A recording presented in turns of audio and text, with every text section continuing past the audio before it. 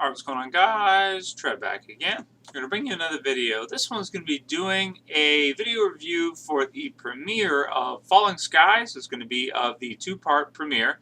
Falling Skies Season 3, Episodes 1 and 2 aired on TNT just on Sunday. So decided I would check it out, decided I would do a quick review for it, so let's do it.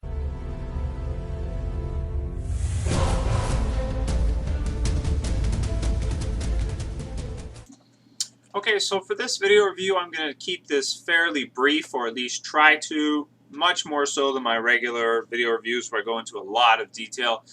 Just because with this series, I'm not exactly sure how this is going to be received, and I'm not really sure where they're going with Falling Skies. At the beginning of the series, we start out, and it's sort of like, I would say, a survival horror sci-fi show. You know, you have alien invaders, and you have our characters, Tom, his family, everybody, Weaver, the Second Mass, all of these characters, and they're basically trying to survive for the most part.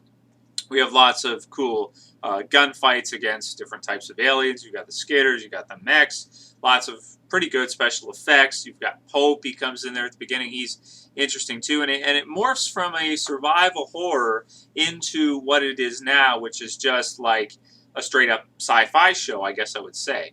I really don't know where to place it in terms of where, you know, what direction they're taking the series in.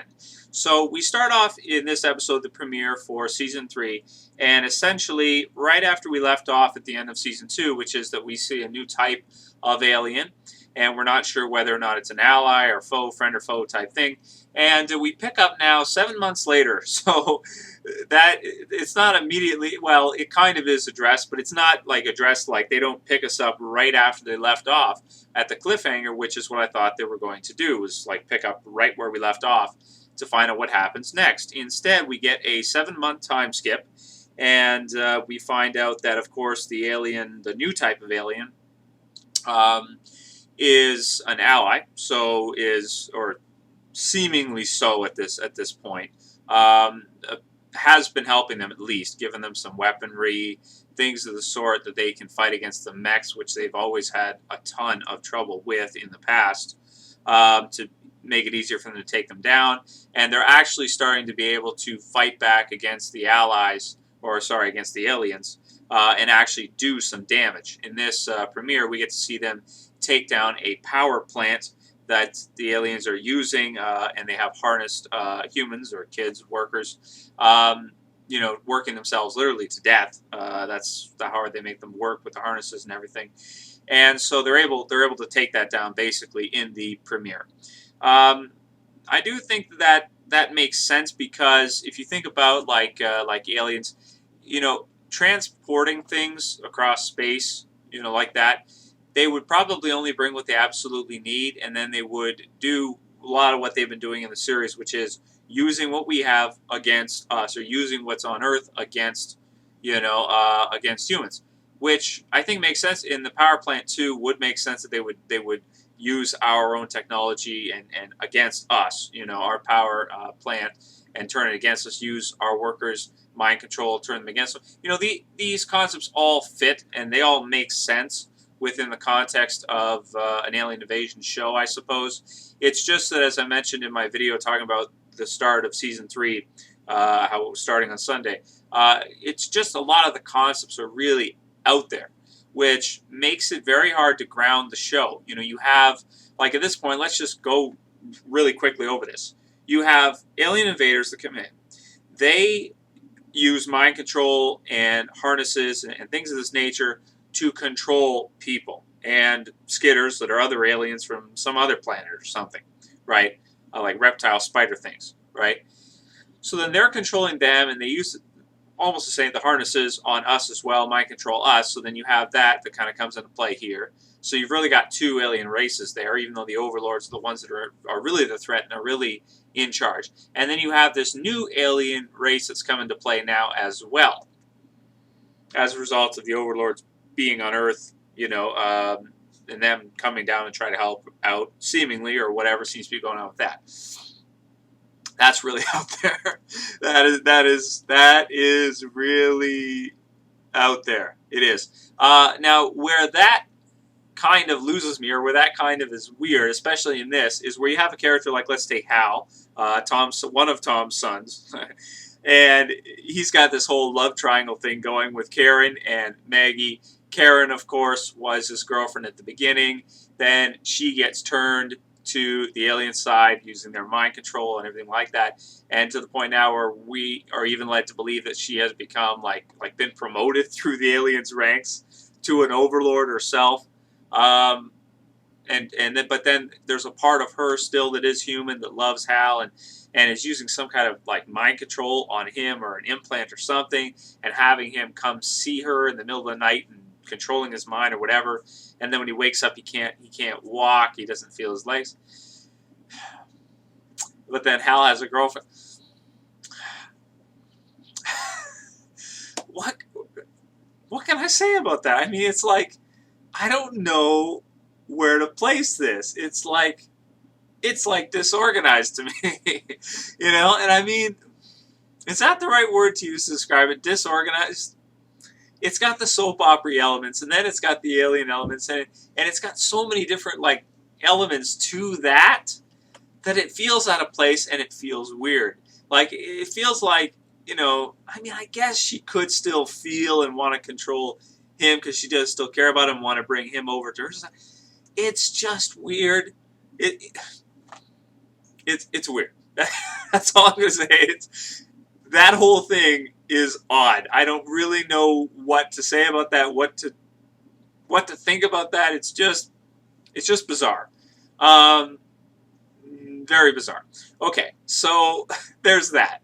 Then you have Tom, who now is the president. When did that happen? Did I miss something? Did they do that in a time skip, or was that at the end of season 2 and I somehow missed it? I mean, sometimes I casually watch the show, so I'm not watching this with the same kind of critical eye I am when I review a lot of other shows, because I don't take it as seriously because of stuff like the Hal character I was just talking about. How serious can I take that? But yeah, Tom has somehow become president. And so at some point in time, I think it would have been important to show that to us, unless I'm totally off base here and should have seen it and didn't. I don't remember that. So that's weird. That's a weird turn of events that he is the leader now, because before he wasn't. I was just talking before about how it's interesting to see a character who's not in charge. So it's weird to see Weaver sort of answer to him now, which is kind of new. Very new, because before it was the opposite. Tom was answering to Weaver. So, I mean, it makes sense, though, that he would be voted in as a president for Charleston, because he is, he's so intelligent, and at the same time, he's got the good people skills. He's a great guy, and he's a fighter, and he killed an overlord. So, I mean, I guess, yeah, it would make sense. And he's a family man. So, yeah, he's done some incredible things. So, of course, he would be in the running for that. We did get to see a character death in this episode. Spoilers for anyone who's worried about that with the show. I don't know how you would be.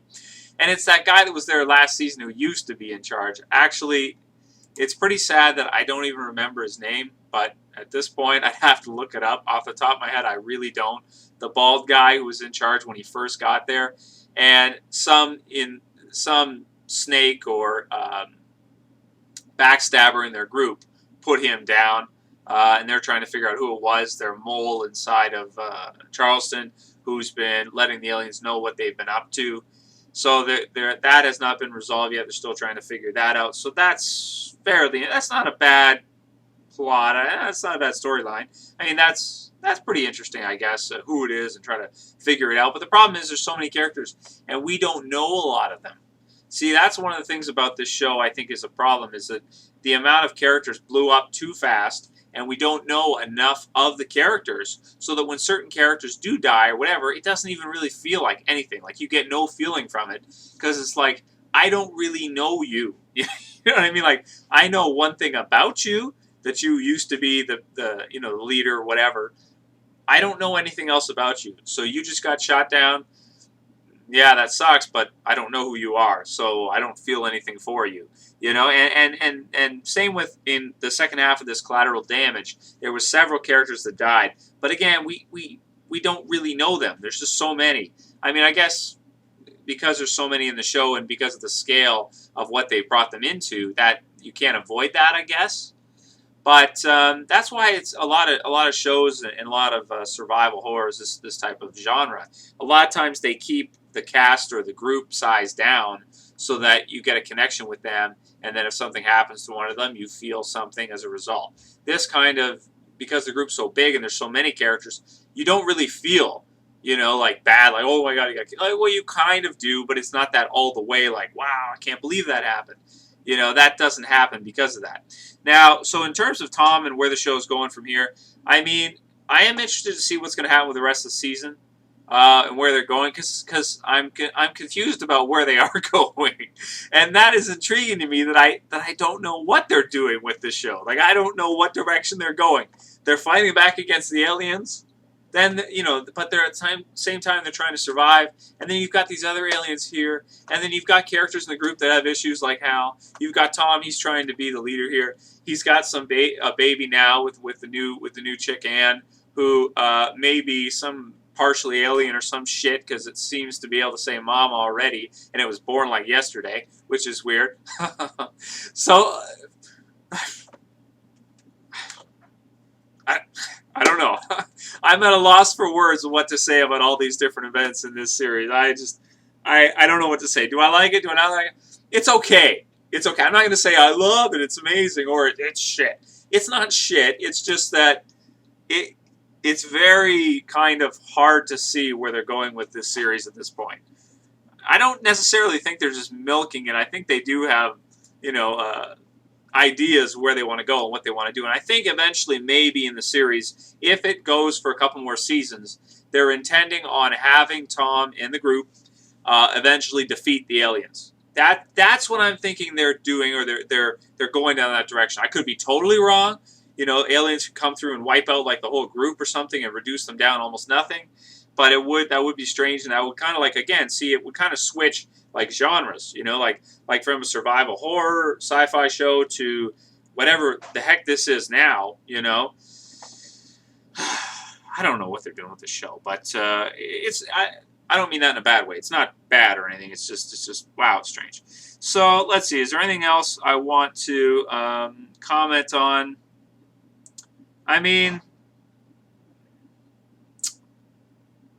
I don't think so. Oh, the aliens, the new aliens that are apparently allies with them, are building some kind of huge weapon. So we'll see what happens with that, whether or not that's true. It looks like from the preview that's probably not true, and that's probably a lie, or they're planning something or whatever. Of course they are. They have to be in this kind of series. So I mean, in terms of a score, how can I rate this? I'm gonna give it a 6.5. 6.5 is average, exactly average. I'm going to give it a 6.5. For a season premiere, I thought it was very average and all over the place, even though, yes, it is 2 hours, double episode, which is nice to see that. And I'm rating this kind of as combined, because they are 2 episodes, but they're kind of like, combined together, the storyline and everything. So it was a pretty good season premiere, and I think maybe the strength of this series is that it really is hard to tell what they're doing with it, where they're going, and even almost like what kind of genre it is, like what, maybe that you could also view that as a weakness, though, that it's not really, that it's so all over the place that it's kind of hard to pinpoint exactly, where we're going with this, Anyway, just weird. It's a weird show. That's all I can really say. So let me know what you guys thought about the episode. Wow, I said this was going to be short. That wasn't that short. Well, it's shorter than most of my reviews. So anyway, let me know what you guys thought about the premiere of Season 3 of Falling Skies. Let me know what you think about the series and the show. And like I said before, I'll try to do some reviews here and there. I'm not necessarily going to commit to say I'm going to review every single episode. I'll probably watch every episode, but it doesn't necessarily mean I'll review it. It is quite a bit of work to go into one of these reviews and everything. It takes some time and everything to upload it, type it up, everything like that. It's like an hour. So I'll watch it, but I'm not necessarily committing to a review unless there's some big things going on or people really are digging the reviews. So let me know what you guys think about it, what you thought about the premiere and everything, what you think about me doing reviews for it, and just the general direction of the show. Where do you think they're going with all this? I can't place it. It's just I can't, please. Anyway, that's it for this video, guys. I'll see you for the next one. This is Trev. I'm saying peace.